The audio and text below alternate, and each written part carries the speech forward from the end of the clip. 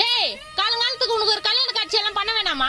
ஏன்டா வேலை வெட்டிக்கு போகாம பெத்தவங்களுக்கு இப்படி பாரமாகற? நான் எங்க பாரமாக்குறேன்? வீட்டுல ஒரு ஓரமா தானே இருக்கிறேன். டேய் நீ ரொம்ப பேசுறடா. ஆமாங்க. என்ன நீங்க குழந்தையா இருக்கும்போது என்ன கொஞ்சீங்க, வளர்ந்த பிறகு இப்ப கொலைக்கிறீங்க?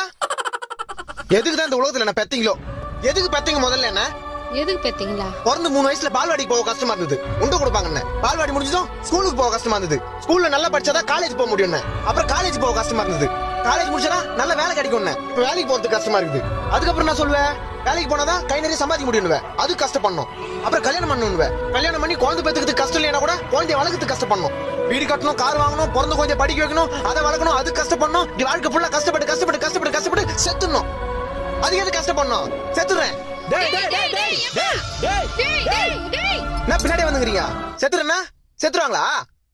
சாவறது எவ்வளவு கஷ்டம் தெரியுமா?